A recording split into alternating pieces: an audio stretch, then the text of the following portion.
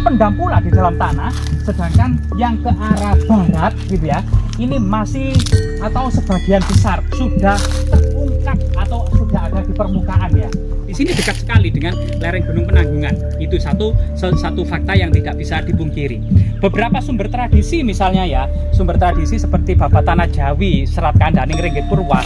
Ini guys, jangan lupa like, subscribe dan komen ya kan.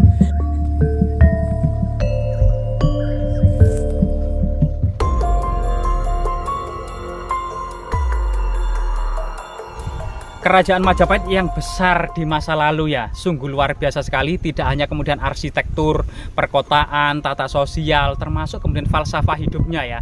Dimana kemudian ketika dunia dirundung perang saudara, perang antar agama, ternyata di dalam kota Trowulan, ibu kota Majapahit, ternyata berbagai macam aliran agama Buddha, agama Hindu, Kabuyutan, Karesian, termasuk Islam Dritroloyo hidup berdampingan. Sehingga benar apa yang dikatakan Empu Tantular dalam kitabnya ya, Sutasoma Bhinneka Tunggal Ika, sehingga menjadi semboyan dan landasan negara Indonesia modern ya, dalam sebuah Garuda Pancasila. Jadi ini sesuatu yang sangat luar biasa sekali. Kali ini kita mendapati sebuah hamparan tanah yang cukup luas, diduga sekitar 6 hektar gitu ya, sekitar 6 hektar bahkan lebih gitu ya, dan memilih tekstur itu luas, kemudian ada semacam talut, kemudian luas talut, dan ini berada di sebuah ketinggian bukit ya. Jadi di sana itu ada jurang, dan di sana itu berlatar belakang pegunungan Penanggungan atau Pawitra pada masa lalu ya. Sehingga lokasi ini gitu ya, ini juga membutuhkan kejelian ya, kejelian terutama dari para ahli memecahkan di mana kemudian pada masa lalunya itu seperti apa. Di mana kemudian di bawah pohon mangga itu kita akan mendapati ya, di sana coba kita lihat ya.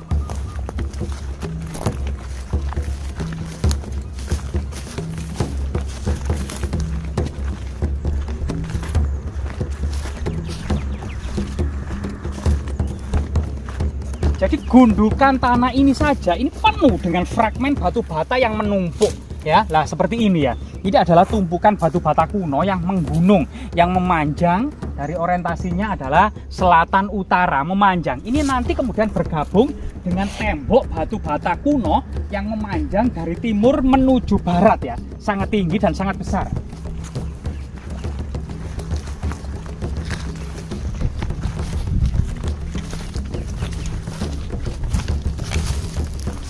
Jadi batu bata kuno ini ketebalannya sangat bervariasi gitu ya.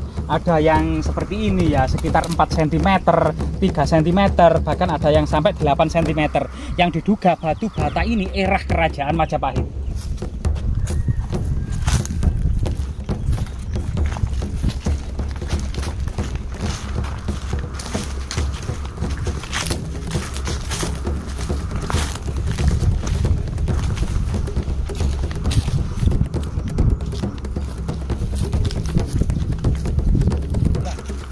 Lokasi ini ada semacam reruntuhan kuno. Diduga memang reruntuhan ini adalah bagian dari reruntuhan atau semacam istana era kerajaan Majapahit. Bahkan di sini ini ada semacam apa ya, pertemuan dua tembok ya. Sebagian masih menuju ke arah timur yang memanjang, yang terpendam di dalam tanah, semacam istana yang terpendam di dalam tanah. Yang ke arah selatan ini ya, masih kemudian masih terpendam pula di dalam tanah. Sedangkan yang ke arah barat gitu ya, ini masih atau sebagian besar sudah terungkap atau sudah ada di permukaan ya. Bahkan ini jika kita lihat reruntuhan besar ini ya, ini memang tinggal fragmen-fragmen saja.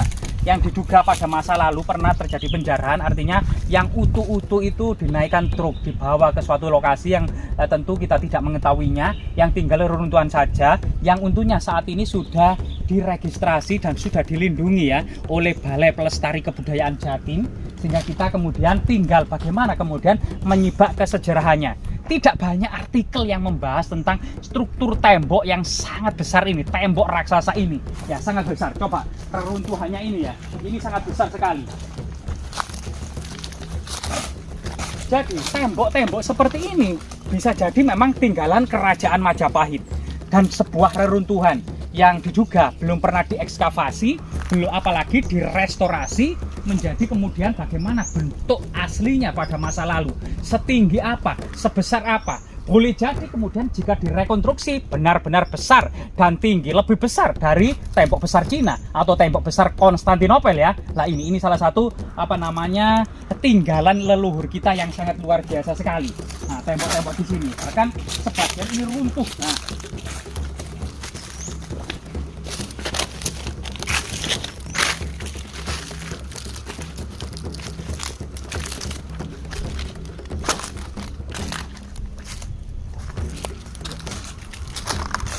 jika kita lihat ya, di sini itu ada semacam gundukan tanah yang diduga dahulunya penuh dengan struktur batu bata, yang di bawah ada semacam saluran yang lebih rendah gitu ya. Namun juga teringat sebuah lapang sangat lebar ya, sangat lebar dan sangat lapang.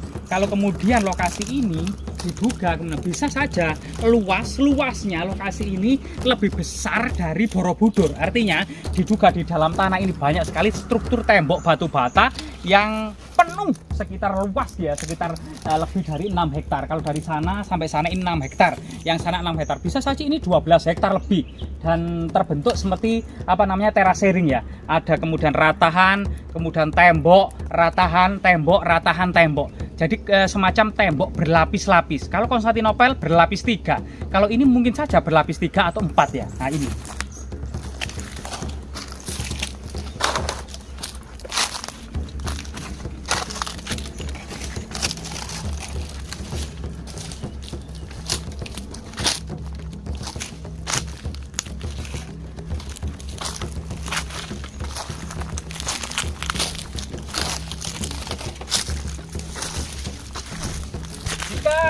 kita lihat tembok yang asli gitu ya.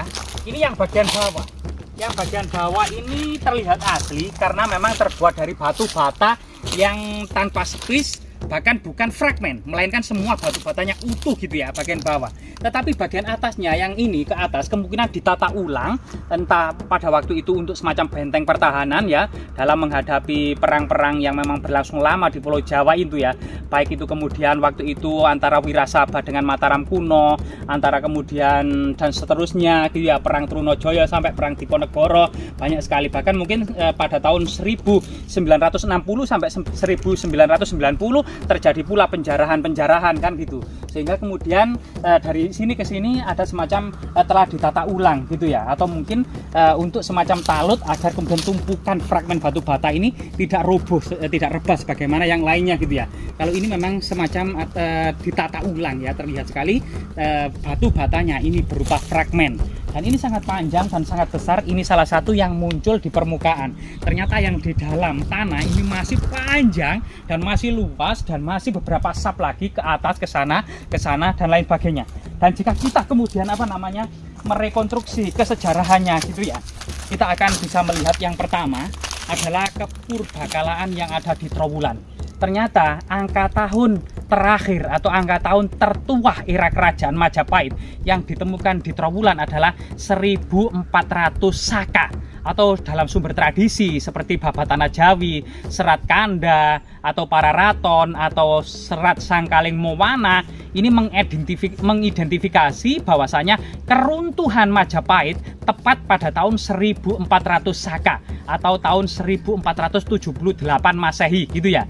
Ini kita lihat di sekitar Trowulan tidak ada lagi temuan angka tahun yang lebih muda dari angka tahun 1400 Saka. Kemungkinan memang kota Trowulan ini sudah ditinggalkan. Namun di lereng Gunung Penanggungan tepat di dekat sini, yaitu di situs Genting gitu ya, sampai ke atasnya jika kita melalui Watan Mas Jedong, kemudian dari Dusun Genting kita melalui trek pendakian via Genting gitu ya, yang saat ini dibuka juga pendakian, bahkan saat ini akhir-akhir ini dilarang trail itu juga naik karena memang jalur pendakian. Ini banyak candi-candi yang dibangun tahun 1511. Nah, jadi ini sudah awal abad ke-16 Masehi. Misalnya Candi Merak, Candi Yuda, Candi Penanggungan yang ada di lereng utara dari Gunung Penanggungan ini ya, di celah antara Gunung Gajah Mungkur dengan Gunung Bekel. Ini ada beberapa candi, Candi Yuda, Candi Merak, Candi Penanggungan, Candi Geria gitu ya. Nah, ini rata-rata angka tahun yang masih tersisa atau pernah ditemukan di situ adalah tahun 1511 Saka. Sehingga kemudian tahun ini adalah mendekati tahun keruntuhan Majapahit sebenarnya, sesuai dengan kemudian interpretasi dari Profesor Hasan Jafar dari Universitas Indonesia yang mengatakan Majapahit runtuh total pada tahun 1519 atau 8 tahun setelah pembangunan candi-candi yang ada di lereng Gunung Penanggungan. Dan di sini dekat sekali dengan lereng Gunung Penanggungan. Itu satu fakta yang tidak bisa dipungkiri. Beberapa sumber tradisi misalnya ya, sumber tradisi seperti Babatana Jawi, Serat Kandaning Ringgit Purwa, ini secara tersirat gitu ya, itu mengatakan bahwasanya pada akhir-akhir Majapahit, ternyata kemudian Majapahit itu benar-benar memindahkan ibu kota dan istananya tepat di lereng gunung, yang diduga gunung yang dimaksud itu adalah Gunung Penanggungan. Yang kedua, ternyata setelah kota Trowulan diduga kemudian ditinggalkan tahun 1400 Saka atau tahun 1478, ternyata di sebelah barat dari lereng Gunung Penanggungan yang memanjang dari lereng Gunung Welirang sampai kemudian tepi Sungai Porong, itu ada prasasti-prasasti berlencana Girindrawardhana, mulai dari prasasti Petak, prasasti Njiu 1, 2, 3, 4, yang ternyata prasasti ini adalah angka tahunnya 1486, yaitu 8 tahun setelah runtuhnya Majapahit dalam sumber tradisi, atau Sirno Ilang Kertaning Bumi ya dalam sumber Babat, atau Sunyah Norayuganing Umong dalam sumber Pararaton. Nah, di sini juga menimbulkan sesuatu yang perlu membuat kita itu menjadi sebuah tantangan untuk dipecahkan. Nah, ini ada petunjuk yang kedua, yaitu sumber tradisi yang mengatakan pada masa akhirnya itu Majapahit dipindahkan di sebuah lereng gunung. Yang ketiga adalah sumber dari prasasti Petak itu sendiri tahun 1486 atau 8 tahun setelah runtuhnya Majapahit dalam sumber tradisi 1478, yaitu yang mengatakan bahwasanya dalam prasasti Petak, yaitu yang dikeluarkan oleh Sri Girindrawardhana Dyah Ranawijaya, ini telah wudoh padesa. Jadi tahun 1486 menyebut Raja Girindrawardhana Dyah Ranawijaya ini wudoh padesa, beragama Buddha. Padahal tahun ini Sunan Ampel sudah mangkat, karena Sunan Ampel mangkat tahun 1478. Dan tahun-tahun ini juga masa kejayaan Sunan Giri, Sunan Derajat, Sunan Bonang, termasuk kemudian Raden Patah Demak. Jadi sehingga bisa diprediksi pesisir utara bagian timur antara Demak itu, kemudian Tuban, sampai kemudian Lamongan, Giring, Gresik, dan Surabaya ini sudah memeluk Islam semua. Nah ini. Tetapi ternyata di pedalaman ini masih menyebut wudoh padesa. Hanireng 4 Rakean Patih Empu Tahan, yang kemudian diiringi Raja Girindrawardhana ini dengan seorang patih yang bernama Rakean Patih Empu Tahan. Ini termasuk di dalamnya menyebut ya kitab Apastamba Sutra, Bharatwaja Sutra, Weda Paraga, Catur Weda Paraga, atau 4 Weda yang keempat ya. Jadi Weda itu ada 4, Rig Weda, Sama Weda, Yajur Weda, Ataswa Weda. Nah ini artinya pada tahun 1486 ya Sunan Ampel itu sudah mangkat. Di pedalaman Jawa ini masih benar-benar menganut agama Hindu dan Buddha. Kemudian dalam prasasti itu juga diteruskan bahwasanya setelah Hanireng Rakean Patih Empu Tahan menganugerahkan tanah ring petak. Jadi tanah ring petak sakendeng sengkerna saprakara buktinya, seluruh bukit dan lembahnya, seluruh hasil-hasilnya Sri Brahma Raja Muktiha. Jadi seorang pendeta yang bernama Brahma Raja Ganggadhara Muktiha menjadi haknya. Nah ini karena duk ayun-ayunan Yuda lawaning Majapahit ya, yang dianugerahkan hamagehaken anugrah mungguing jinggan. Jadi di situ tertera sebuah kalimat mungguing jinggan, atau seorang raja yang bersemayam di jinggan. Jika kita jeli meneliti prasasti Njiu sebelum Raja Girindrawardhana Dyah Ranawijaya, memang ada 2 raja. Yang pertama adalah Girindrawardhana Dyah Suraprabawa, yaitu ayahnya yang ternyata memerintah Majapahit dari negeri Daha, dari kota Daha, yang bergelar Prabu Dahanapura, yaitu seorang raja yang berkudukan di kota Daha atau istana Daha, yaitu Dahanapura. Kemudian digantikan seorang raja yang diduga mungguing jinggan adalah Dyah Wijayakusuma gitu ya. Jadi Girindrawardhana Dyah Wijayakusuma yang merupakan kakak dari Dyah Ranawijaya. Jadi diduga kemudian memang tidak lain dan tidak bukan, apalagi lokasi ini itu berada di desa yang saat ini bernama Kuto Girang. Nama Kuto atau kota atau kuta gitu ya, itu dalam bahasa kuno itu juga artinya istana. Kutanya Batabang, ya artinya istananya terbuat dari batu bata merah. Ini sebagaimana kemudian apa yang diungkapkan oleh Empu Prapanca dalam kitab Negara Kertagama. Jadi sangat luas sekali ya tembok-tembok ini, dan sebagian besar masih terpendam dalam tanah. Jadi semoga kedepannya ini ya pihak Balai Pelestari Kebudayaan bisa kemudian mengekskavasi dari yang kita injak ini, kemungkinan masih ada struktur yang besar gitu ya, mungkin juga ada parit-parit gitu ya, dan tembok-temboknya, batu batanya gitu ya. Dan di sini batu batanya ini bisa jadi memang kalau lihat di sini gitu ya, ketebalannya ini murni gitu ya, ketebalannya antara 8 cm. Nah ini masih kemudian juga membutuhkan kajian dari para ahli, apakah benar tembok ini memang era kerajaan Majapahit ataukah memang lebih kuno dari kerajaan Majapahit, misalnya masa Kahuripan, masa kemudian Kadiri, Singosari atau kerajaan Majapahit. Namun gitu ya, sedikit kemudian namanya seorang sejarawan harus menguasai sumber historis. Jadi tadi beberapa sumber historis, kepurbakalaan Gunung Penanggungan, kepurbakalaan Trowulan ibu kota Majapahit, kemudian berita para raton, Negara Kertagama, Babat Tanah Jawi, termasuk yang satu ya teman-teman, yang satu hal ini bisa saja kemudian menepis kota Trowulan sampai tahun 1500 ini ada, yaitu Serat Bujangga Manik. Jadi seorang pangeran dari Pakuan Pajajaran berjalan kaki dari Jawa Barat menuju Jawa Tengah, dalam catatannya itu mencatat semua kota-kota istana yang ditinggali wilayah-wilayah dan kerajaan-kerajaan, baik itu di Jawa Barat, Jawa Tengah maupun Jawa Timur. Salah satunya Bujangga Manik itu menulis bahwasanya Bujangga Manik dari lapangan Bubat dan mengunjungi Majapahit, padahal ini tahun 1500. Kemudian menuju Pelintahan dan menaiki Rabut Gajah Mungkur.